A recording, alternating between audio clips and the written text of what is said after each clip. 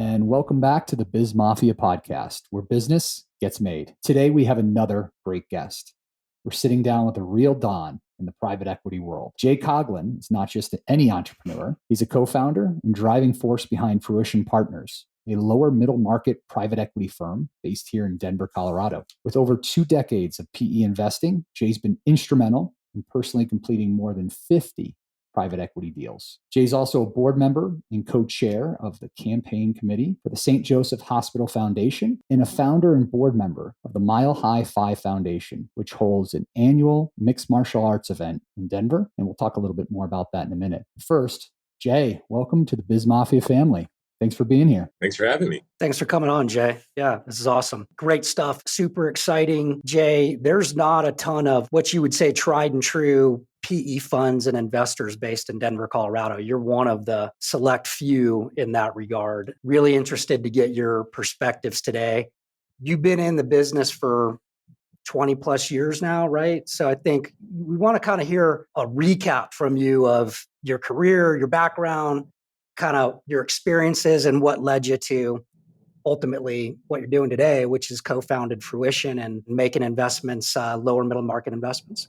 Sure. I can give you a little bit of my bio, just help set the table, if you will. I grew up in Wisconsin, spent, my childhood in the Midwest, ended up going to Marquette University in Milwaukee. And then after that landed at Bank of America in Chicago. And so I did leveraged finance for 2 years, lending money to private equity firms. And one of our clients had just raised a fund, a firm called KRG Capital that is based in Denver. And so I moved out and joined them as employee number 8 or 9 in the year 2000. So I've been basically doing private equity my entire career since I graduated from college. And KRG was a little bit of a rocket ship. We went from a $200 million fund 1 in 2000 when I joined to a $2 billion fund 4 in 2007. And Wow. I was fortunate to move up the ranks, pretty rapidly and made partner for that last fund. And then I left at the end of 2012 to do my own thing. And a big part of that was with a $2 billion fund, you have to move up market. It's just the kind of laws of physics in private equity. You can't do a $5 million EBITDA platform investment when you have a $2 billion fund. And so we had moved way up market at KRG where we were doing 50, 60, $70 million EBITDA deals. And I really missed dealing with the entrepreneurs, dealing with the founders of businesses and being a little more impactful with both the human capital side as well as the strategy of the underlying businesses. So when I left, started a firm called Lariat Partners, and we raised a fund, had successful investments there. We did 5 deals. And then my business partner and I decided to not raise another fund together and kind of go our separate ways. And so then I started Fruition Partners. Fruition, we're a little bit different. I intentionally did not raise a fund. One of the big changes in private equity has been the amount of dedicated co-invests. So real institutional investors that will do one-off deals has expanded exponentially. And the reason for that is they really want to underwrite a deal, a management team, a strategy. With a fund, you're writing a blank check, essentially. You're saying, here's my 10 or 20 or $30 million and tell me when it's over what I bought and how much I paid for it and how it did. With dedicated co-invest effort, you're able to actually underwrite the deal, the team, the sponsor.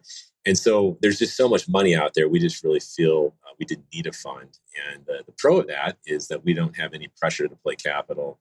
At KRG and at Lariat, I woke up every single morning and felt like I was behind on marketing, which is calling investment bankers, trying to find new deals, trying to make something happen. And it's really an assets under management, a capital management game at that level. If you look at Blackstone or Apollo, they're not really private equity firms anymore. They're no different than Fidelity or BlackRock or whatever. They're big money allocators with a debt strategy and a real estate strategy. And, and private equity is just one wing of that. For us, what we really want to focus on is doing a few deals that we really go deep in, that we really like. And that, frankly, can't fail because if you have a wipeout, it really crushes you versus if you have a fund with 10 deals, you can afford a loss. The negative of that, of course, is that you don't have the dedicated capital to show an investment bank or a broker when you're going to chase a deal. And so you kind of have to convince them that you can find the money. We did one deal at Lariat that was outside of our fund. And then we've done 2 at Fruition, and they've all been 2 major LPs, institutional LPs. So we're not going around to doctors and lawyers. We're really no different than any other private equity firm. We just don't have a fund that's dedicated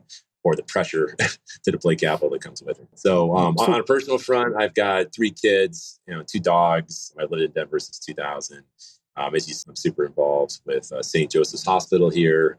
I'm also involved with the Mile High Five Foundation, which is a really neat organization where we raise money every year for one big event. It's kind of the deal guys ball, if you will, where it's black ties and steaks and scotch and mixed martial arts, MMA, which is a ton of fun.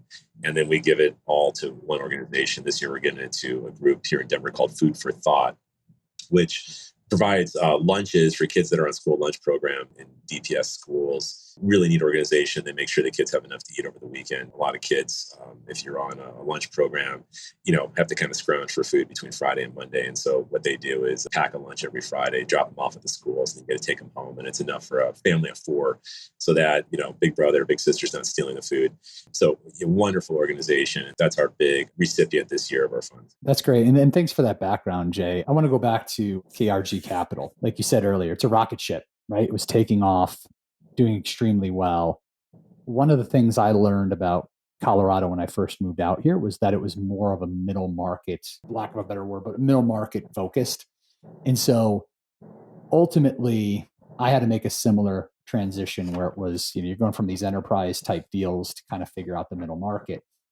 As you're growing and scaling, give me a better visual. Are you traveling a lot more? What's the geographic location in which you guys are covering? And part 2 to that is, at what point did you say, I kind of want to focus back to the entrepreneur, like you mentioned earlier? Yeah. So the answer to your question, yes. I mean, it's not so much more, it's just a different set of characters, because the investment banks that have $50 million EBITDA deals are typically a different set than have $5 million EBITDA deals. So you spend all this time developing a network of deal sources, and at some point they're really not relevant anymore. And certain groups in my career have kind of match that growth, where like a Baird or a William Blair or a Harris Williams used to do $5 million EBITDA deals that wouldn't touch that anymore. So for those, it was fine. But there's a whole, hundreds of groups that, we do between $5 and $20 million EBITDA deals, and they're not really that useful to you when you get to a $2 billion fund size. So that was, I'll say, frustrating. And then, in the fund environment, personally, I was responsible for, more or less 4 platforms at any given time. And half my time was doing deal origination or fundraising. And so if you look at a given day, every day is different, obviously, but half my time was deal origination, fundraising. So that's not dedicated to the companies. And then if I have 4 of them, I'm only giving, 10 or 15% mind share to any given portfolio company, over the course of a year, which, again, you're more of an asset allocator at that point. What I really love is getting on the plane, going and seeing the add-on acquisitions, going and meeting the entrepreneurs, developing personal relationships. We talk about all the time, developing great companies and lasting relationships. That's really what we're all about. And so it's harder to do that. Not to say it can't happen, but it's much harder to do that in a larger fund environment.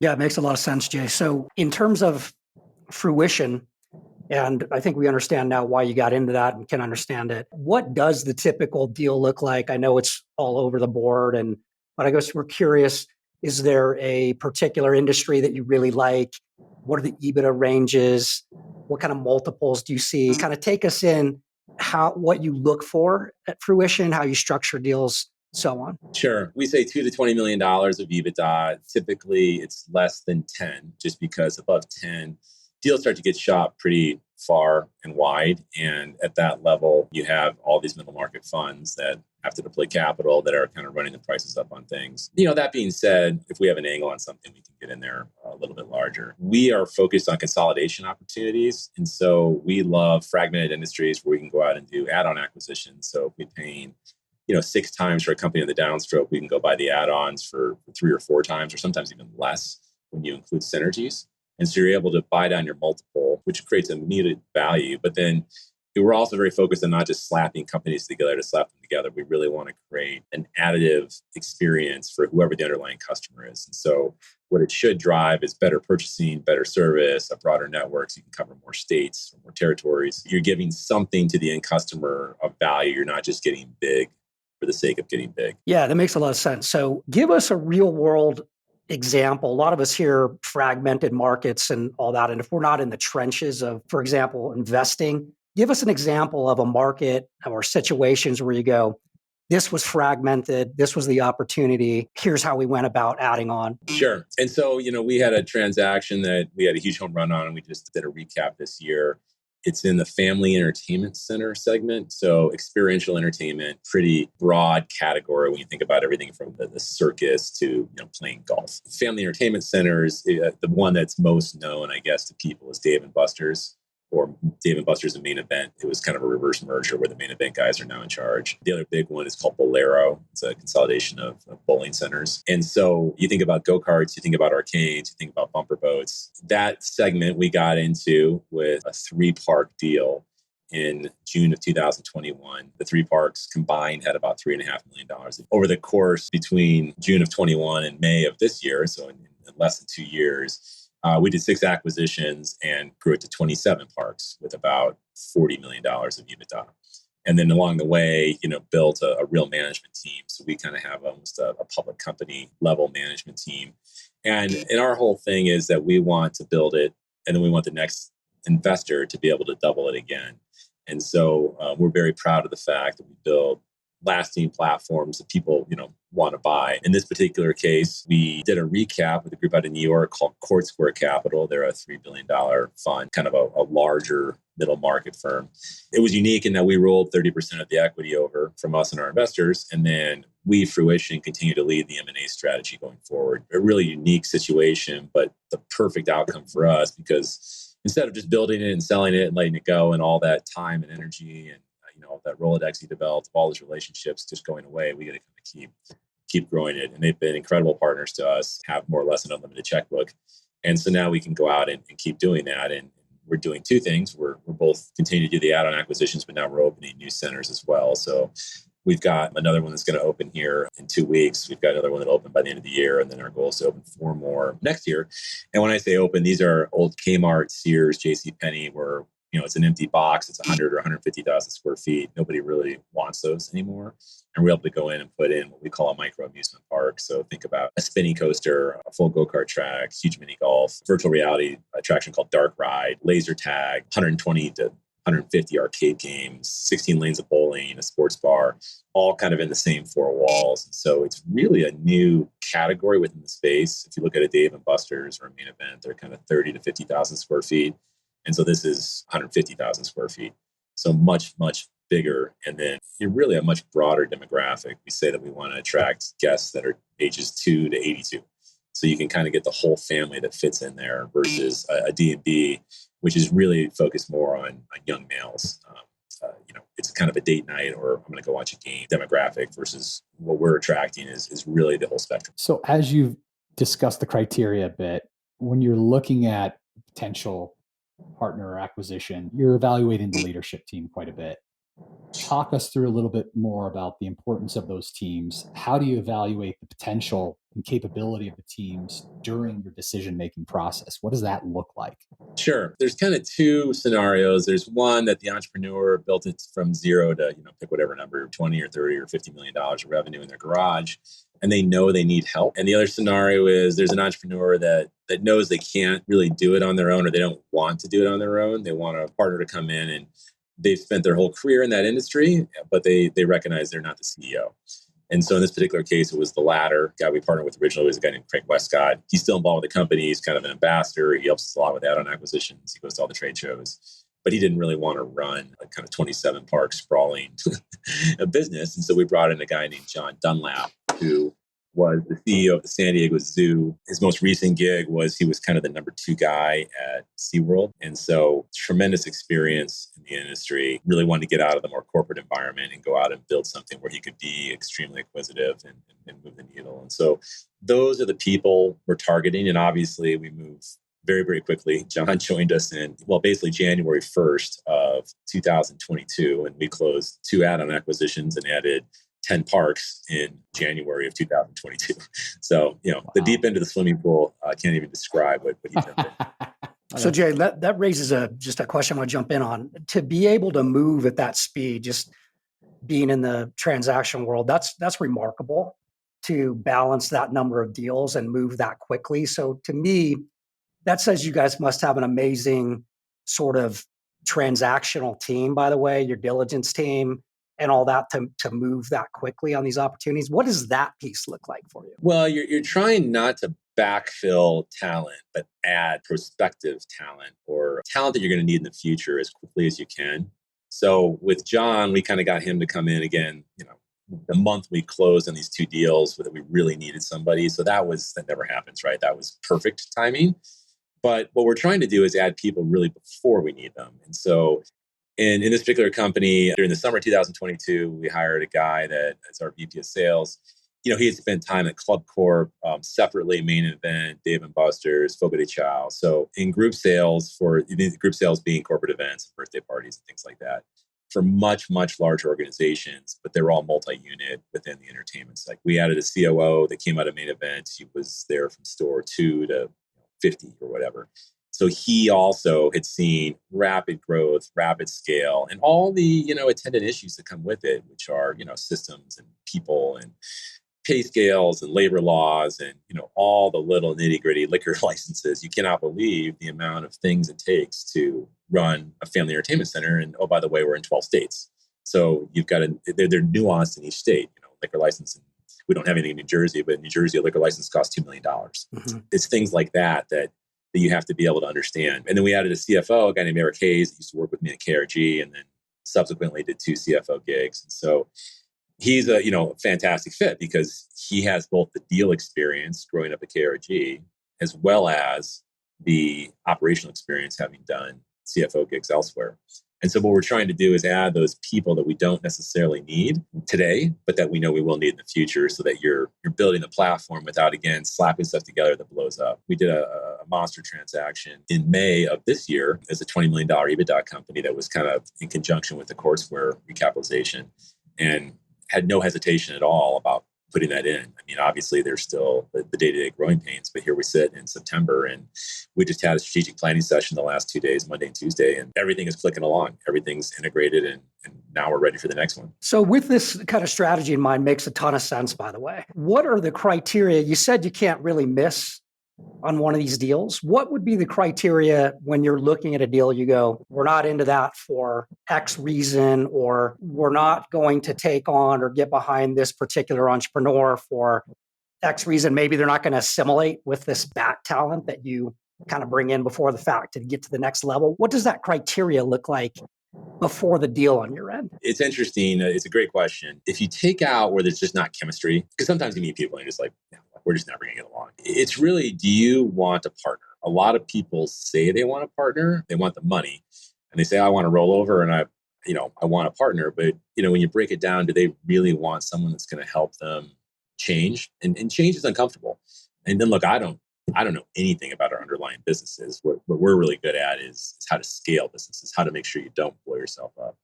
And so that part is very challenging. So what you need to do is really focus on, okay, well, this is going to be uncomfortable. You've never had a VP of HR. You've never had a CFO. You've never had a head of sales. And in a lot of cases, the entrepreneur views those as overhead because they still remember when they were having trouble making payroll, which is totally understandable. But, you can't have, we had an investment at Lariat called Jason. We had 2,300 field employees and we had no VP of HR. That's crazy, right? Because your turnover is 100% when you have a company like that. I mean, just any business with that many field employees. And it was higher for us because we didn't have anybody managing a process for how we hire and how we fire and how we set wages and all that. So that's an extreme example, but that's typically what has to happen. And then with that means that entrepreneur, can't make all the hiring and firing decisions. They can't just arbitrarily set wages. They can't arbitrarily set vacation plans or, that kind of thing. It has to have a process around it.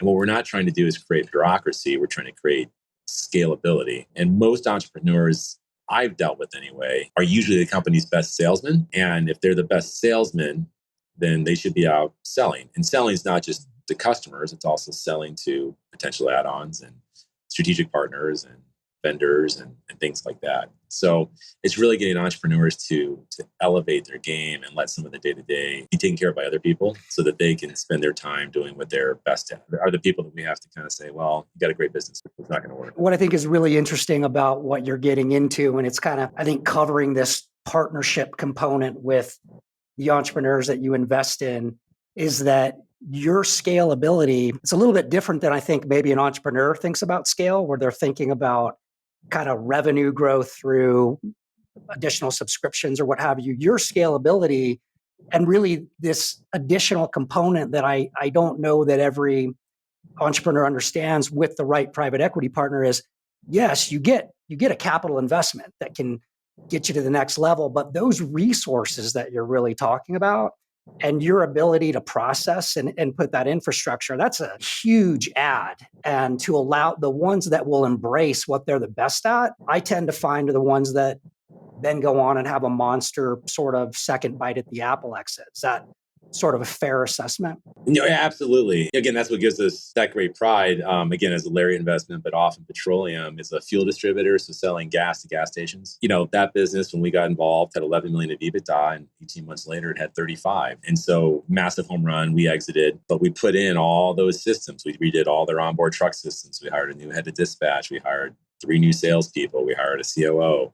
All those things along the way. And then that business today, 4 years later, is 130 million of EBITDA. So it went from 11 to 130 over the past 5 or 6 years. That gives me tremendous pride. I still have a great relationship with the CEO there. I'm still a personal investor in that business. That's really our dream outcome, is that we can say we put the infrastructure in to allow this thing to keep going beyond our ownership. There's a great business, it has the right numbers and so on. What would cause you not to take that investment on, or to say, we can't scale this in the way we need to scale it to get the return that we expect on the backside? So when you're making that criteria between, obviously there are things like, can I get along with this founder and so forth, but what does that look like? And how does that decision get? In other words, what would be the situations you wouldn't take an opportunity on? Well, as I said, it's all people. And you either have to have an entrepreneur that you believe has the ability to kind of take it to, whether it's double or triple, or an entrepreneur that understands that they don't have that ability and want the help to bring somebody else in. Where you get into trouble is you have somebody that still wants to be in charge when you find out they're not capable, and that can be really tough. And so those are the businesses that we try, to avoid. In my career, it's kind of the opposite of the Warren Buffett, theory. Warren Buffett always says, look, I'd rather have a business in a great industry with a mediocre management team than the opposite.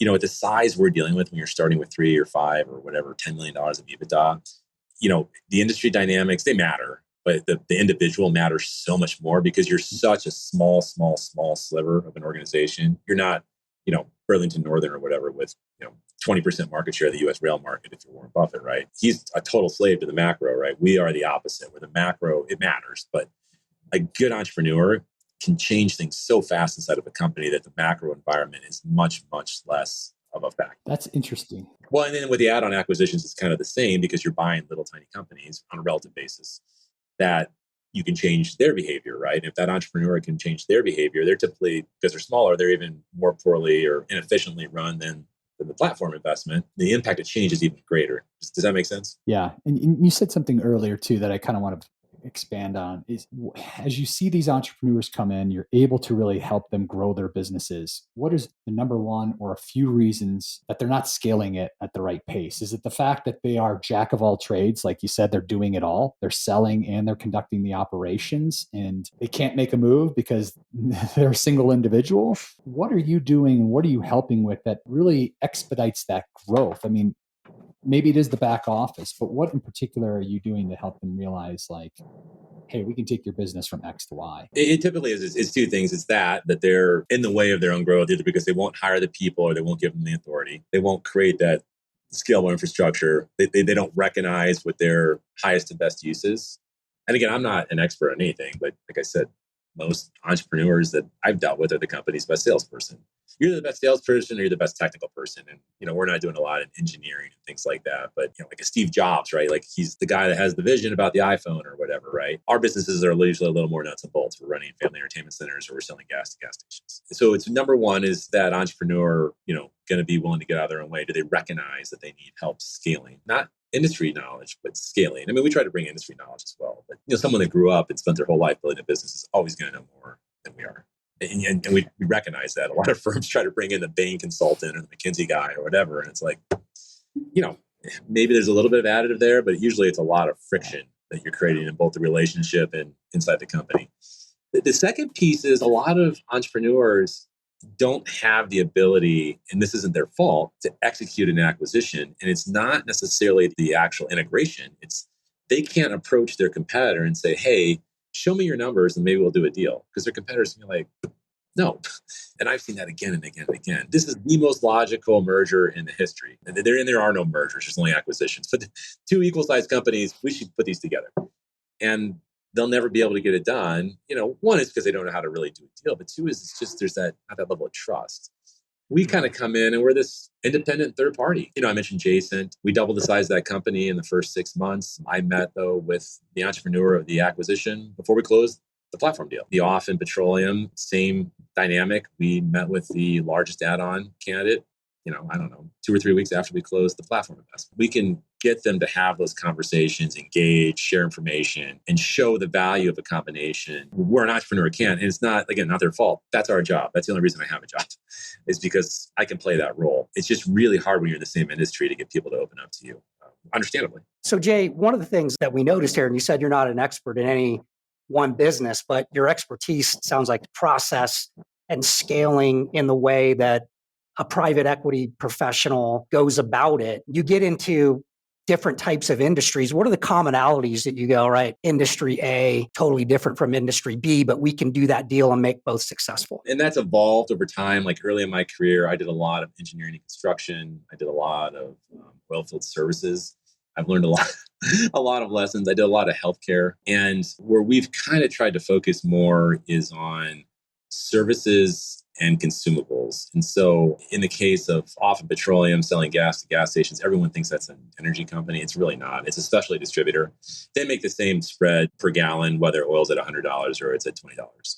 So everyone's got cars. They need gasoline. It's the number one consumable after food. That's how the world runs. And electric vehicles are a thing, and we're going to have to deal with all that, but it's a much slower transition than you would imagine. And the fact that it often continue to grow like it has, proves that. With family entertainment centers, and often, by the way, negative working capital, super high cash flow, relatively low capex. 5-star are family entertainment centers, same dynamic, negative working capital. You get a credit card swipe when the guest walks in the door. You don't pay your employees for 2 weeks. You don't pay your vendors for 30 days, right? So you're financed with cash from the customers. Extremely low capex. We're not building $25 million roller coasters like Six Flags. After we set the building up, there's really not a whole lot left to do. You move the arcade games around, and you gotta buy the latest arcade games, but you're not buying a new roller coaster every year. And so, what we like is really high cash flow dynamics and fragmented industries where we can buy things relatively cheap in both fuel distribution and in family entertainment centers. We're paying less than 5 times for add-on acquisitions. So they're extremely accretive.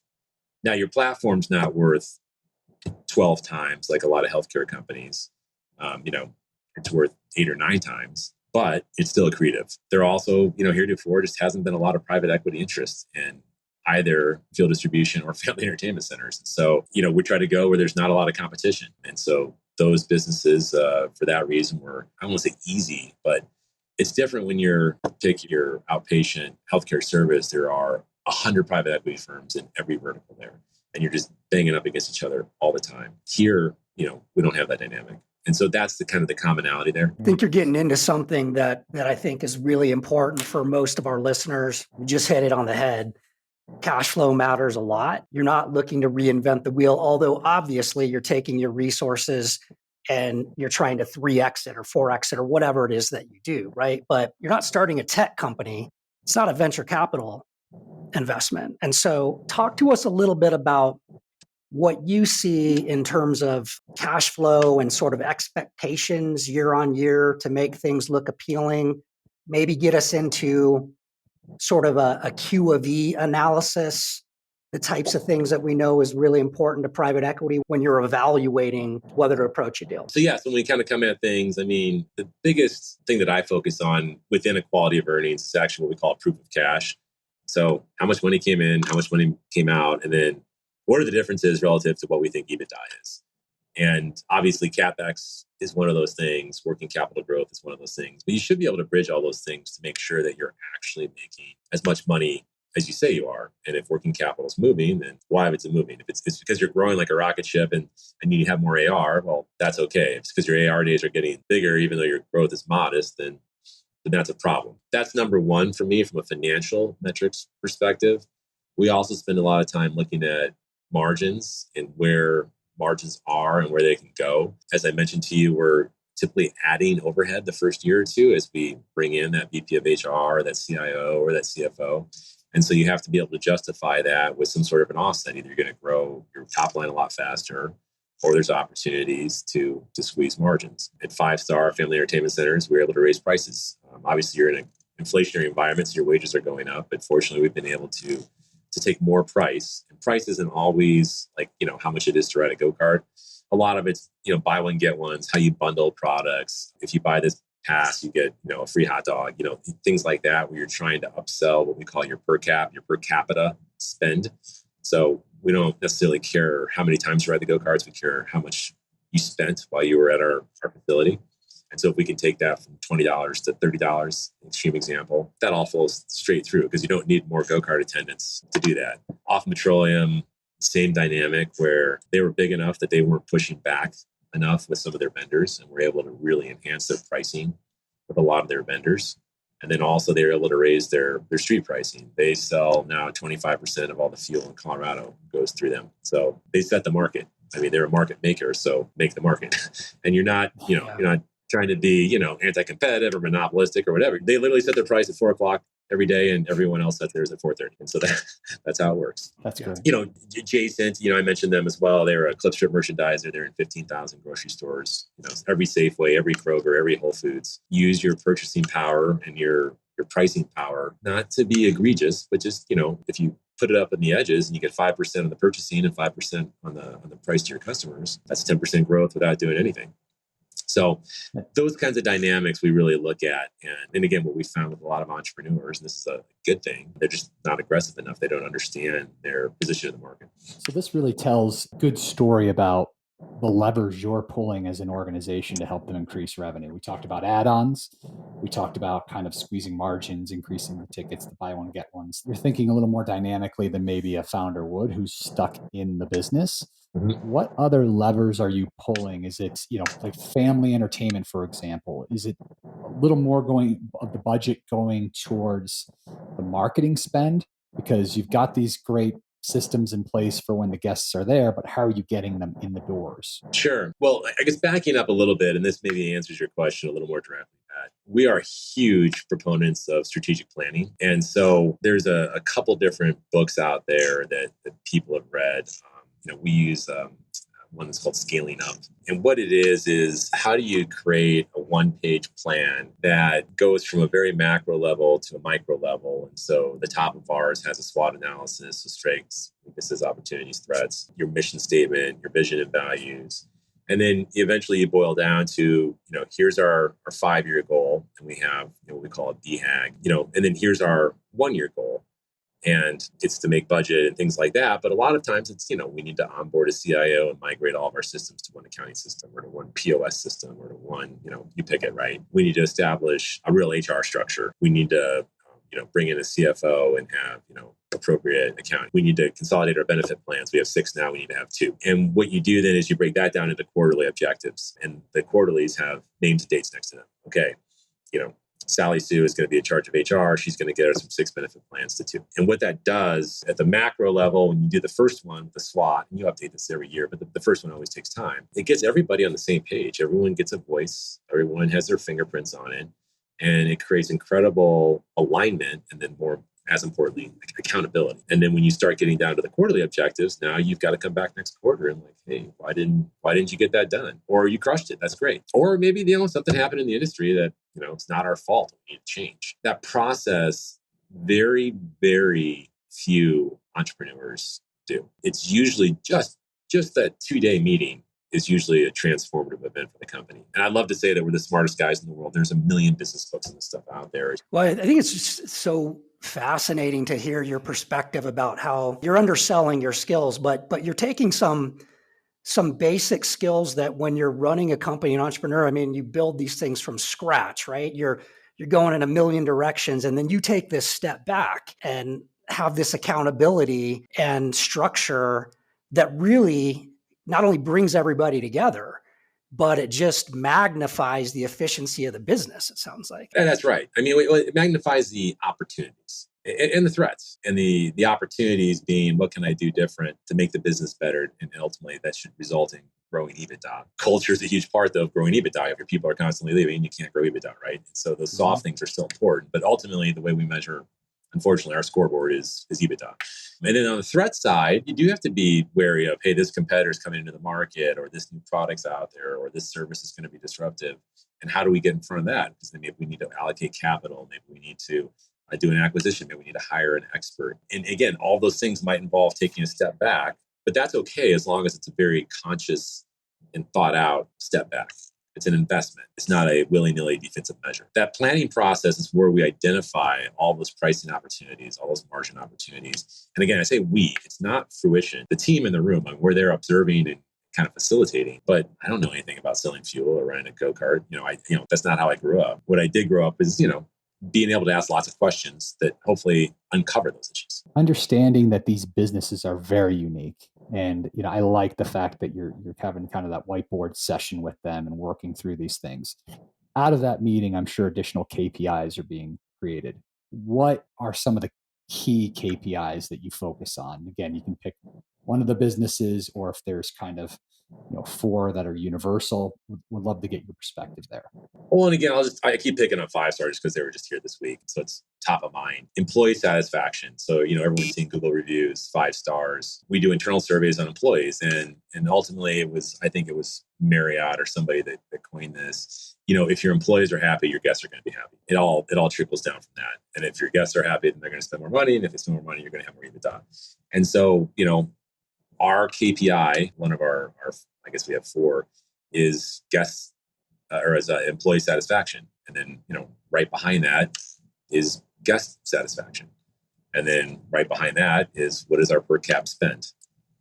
And then the last one is your kind of macro top line growth, because you can have more per cap, but if you have half the guests, then, there's 2 pieces of that equation. But that employee satisfaction is first. And so that's not necessarily intuitive to somebody like me that's outside the industry, or even to the management team inside the company. But it makes all the sense in the world when you say it out loud. If your employees are happy, your guests are going to be happy. So Jay, given you're a lower middle market investor, and this is on your website, you taking us through how closely you work with management, entrepreneurs, you can't get it wrong. Let's talk a little bit about rollovers. For our listeners, rollovers basically mean, as a selling founder, you're going to reinvest or keep skin in the game. There's different ways to do it, but the bottom line is you have some equity in the game. Typically, a lower middle market PE like yourself, who needs some continuity of management, probably expects that, right? I'm guessing. And then, assuming that's the case, talk us through a little bit the transaction structure. You've got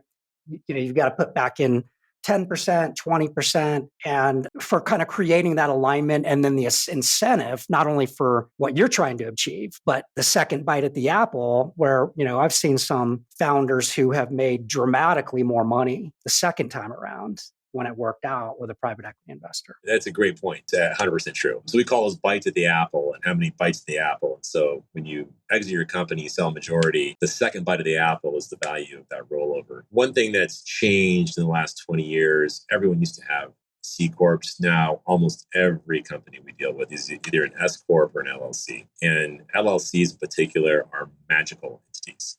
You can do anything you want in an LLC.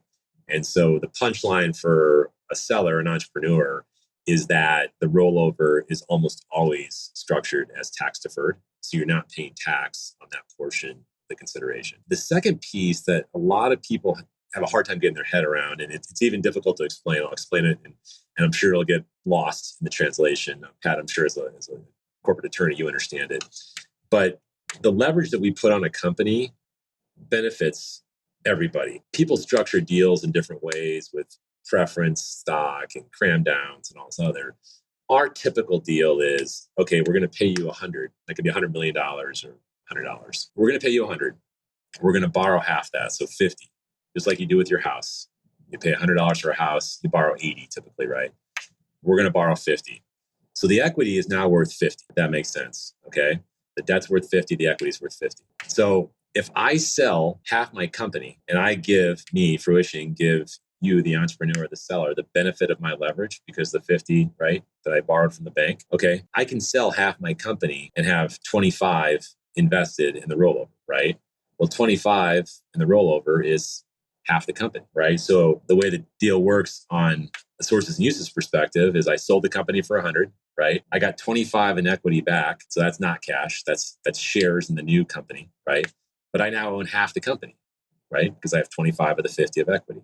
I got $75 in cash at close. So I can sell and get 75% of the proceeds in cash, even though I only sold half the company. That is a smoking deal. That's such a great way to put it. Yeah. Befuddles me how few investment banks, lawyers, whatever, explain it to their clients in those terms. And it's a little hard to get your mind around it. But if I believe in all my company, like, let me get this straight, I can get 75% of the cash today, but I'm only selling half the company. That sounds like a really good deal. Those are our favorite deals, is when the entrepreneur kind of gets that. So I mentioned Jason, the deal we did at Lariat. Those guys, when we sold the company, it was kind of complicated because the initial sellers, the entrepreneurs, rolled 40%. And then the big deal we did, they effectively got 15. So we only owned, the outside investors only owned 45% of the company the day we exited. Management owned 55%. Because it's an LLC, though, we can control it. We control the board. We decide when to sell and all those kinds of things. Similarly, off in petroleum, the Lariat deal, when we exited that one, the management team owned 45%. And so those are great outcomes. And for both of those deals, the second bite was worth more than the first bite. And for often, the third bite on that deal is going to be worth even more than the second bite. And so it's wild. If you believe in your business and you want to stay involved, you want to keep driving, it's really a compounding. A strong entrepreneur, they're going to get there on their own anyway. So I'm just making this up. You want to grow from 10 to 50 of EBITDA in 10 years, I bet you get there on your own. We can help you do it in 2 or 3 or 4 or some faster time frame. And so giving up that little bit of ownership to get there that much faster and hopefully have a lot more fun. It's really awesome to hear a true pro kind of explain this, because I think founders often, especially early stage, probably not as much as to the level where you get involved, but they just overvalue equity. And it's the old, you'd rather own a smaller percentage of something that's going to be way more valuable, way more accretive than to keep that founder syndrome, they call it, right? And I think a lot of folks don't get that. I don't know if it's because they're so emotionally attached to their business or whatever, but that's a great way to put it. Well, and there's a trust issue. In their defense, people in our industry do not have the greatest reputation. In 2000, when I first got into this, we literally start meetings explaining what private equity is. The whole, it's like buying a house, we're going to borrow 50%, and they didn't even know. Now, every entrepreneur has 2 buddies at the country club or in the YPO forum or in the industry or whatever, where these guys from New York came in and they totally screwed me. And, it was a horrible experience, blah, blah, blah. And so that trust factor is a big thing. And the good news on that, the flip of that is, I think entrepreneurs have finally realized that it's not about getting the absolute last penny. Like, if I'm going to give you 95 and this other guy from New York is going to give you 100, doing a deal with me at 95 might be better because you're getting married. Most of us spend more waking hours at work than we do with our families. You are literally jumping into bed together for the next 5 years. And so you better really like that partner. The crazy part about our process, when an investment bank runs a process, they send a bunch of books out, and then they have, they narrow it down to 6 or 7 management meetings. And then you have the management meeting and a dinner.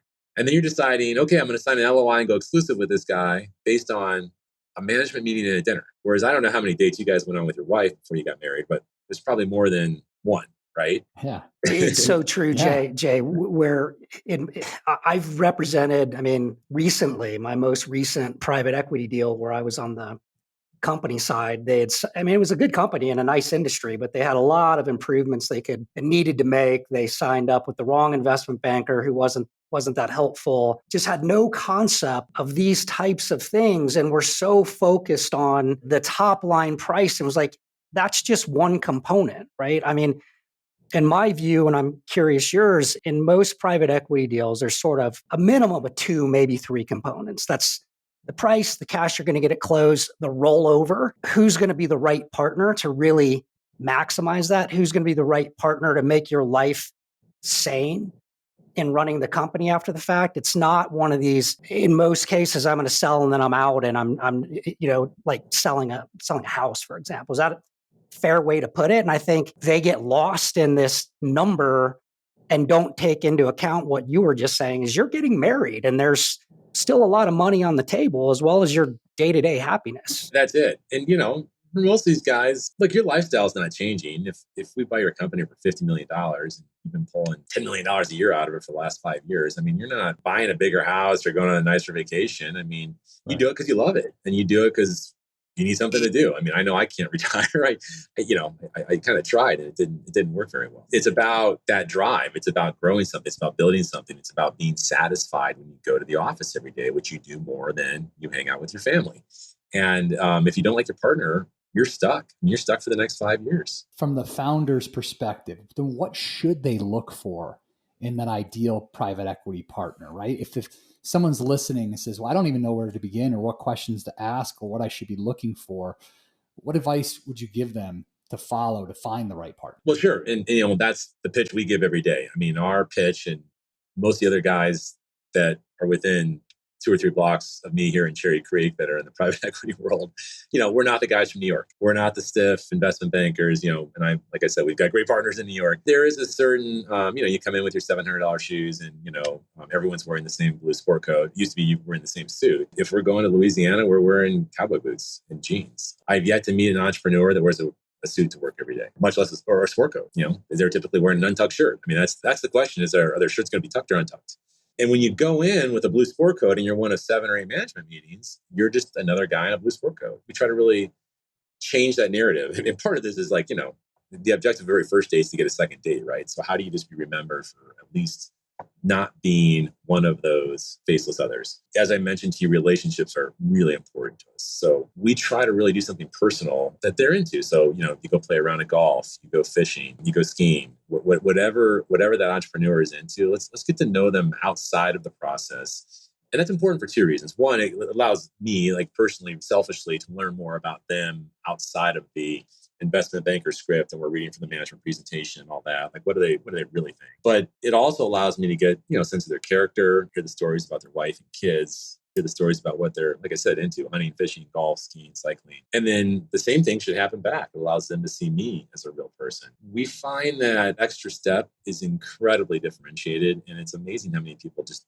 don't do it. Like I said, I mean, these aren't like rocket science type things. They're just dealing with people. And, we have a little more time to focus because we're not trying to do 10 deals in a fund and spending all our time finding the next deal. That's our shtick. If you're an entrepreneur, though, you may love the, New York firm that just calls you once a month to review the financials and leaves you alone otherwise. And there's plenty of guys out there like that too. That's totally fine. And there's a lot of really, really successful firms that have a gazillion dollars more than I do that do that. So I'm not saying one's right and one's wrong, but the entrepreneur needs to decide what, I guess, personality type, for lack of a better word, they want as a partner. So let me ask you, on the flip side to that, if the founder's trying to position themselves to look attractive to another partner, what should they be doing on their end? It's recognizing what they really want and what they're really willing to sacrifice. And sacrifice is not a negative word in this case. It's you're giving up some measure of control no matter what. You sell the majority of your business. No matter how great a partner I say I'm going to be, and we're going to make all these decisions together, you don't own the company anymore. So you are sacrificing ownership at a minimum. Are you also willing to sacrifice, day-to-day control if you're going to bring a COO in or a president? Are you willing to sacrifice the direct relationships with the smaller customers if you're going to bring in a head of sales? Are you willing to sacrifice, some guys still write every check, right? I mean, are you willing to sacrifice control of the bank account so that you can bring in a controller or a CFO to actually handle paying the bills? Those things, I think, are what the entrepreneur needs to ask themselves first. And then the second piece is, how fast are you willing to go? How much are you willing to work? Because all these changes require a lot of effort and a lot of different muscles that they haven't used. And accountability, right? Even just I've got to show up to the quarterly meeting and I'm going to be questioned on, might not be negative, because you have to keep a positive relationship given the dynamic of your investment and what you've described. But that's a change for a lot of people who have been in charge for 20, 30 years, right? That's exactly right. Now, and again, this word, I hate using this word. I don't even know where it came from, but with sacrifice, there should come some benefit, right? So if I go on a diet, I'm going to lose weight. I'm going to feel better. I'm going to look better. My clothes are going to fit. I'm going to sleep, whatever. That's the benefit is like, I'm going to give up control of these certain things, but I'm going to be able to have a much bigger company. I'm going to enter new markets. I'm going to have new products or services. I'm going to have presumably more fun doing the things that I'm really good at and not doing the things that take energy from me or a drag on my time. Jay, I want to run one question by you. And there's so much, this has been awesome. So much that we could have got into and didn't get into if we had more time, and then close this out. But quickly, there's a massive difference oftentimes in kind of transactional acumen between somebody like yourself who does these investments for a living and the entrepreneurs that you're investing in. And PE deals can be really, really hard. There is some truth to it. Doesn't matter the intentions. The deal itself is just really, really challenging. Some groups are harder than others. There's that reputation often. What could a founder do, or would you advise to survive and thrive through the transaction process? Well, first off, again, I don't think lawyers and bankers, no offense, are honest with their clients. Every transaction process destroys value, bar none. And that's because you're now spending half your waking hours responding to diligence questions, or sitting in management meetings, or going to, dinners with yahoos like me. Whatever you're doing, you're not working on your business. So by definition, it destroys value. And the longer that process goes on, the more value it destroys. And so the more bidders you have, everybody wants to have, get the absolute highest dollar. And that means you have to scour the earth. You send out 100 SIMs and you have 10 management presentations. Maybe we should have 2 more. You have 12 management presentations. And you kind of lose sight of what you're trying to accomplish. I mean, your goal is to get a good partner, right? Now, if you're exiting and you just want the last dollar, you're not going to be involved anymore. Then that's a different answer. But if you really do want a partner, the more you can truncate that process, the better. And so when you're talking to your investment banker or your lawyer, trying to narrow that list of potential buyers to the people that are most likely to transact, that know the most about the industry, that have done the most acquisitions, that have the best personality fit, whatever those things are, the faster you can get through that, the better. Because, a process that takes 6 months destroys 6 months of value. A process that takes a year, and a lot of them take a year. Well, and time kills deals, right? There's the adage, time kills deals, and that's a real thing. So my advice is pick the 3 or 4 logical ones and just go straight to them. And that has happened over the last 5 or 6 years, where bankers are increasingly just pitching that, like, guys, we're not going to send out 100 SIMs. The only thing that's going to happen is all your competitors are going to get your book. Because no matter how many NDAs you sign, all the lenders talk like old women. It's like the knitting circle, right? They're all passing books around and everybody has everybody else's book. Go to the 3 buyers that are most logical. And if they can hit your number and you think they're the right partners, sell to them and cut 6 months off the process and all that pain and damage to the company. That's probably my biggest piece of advice.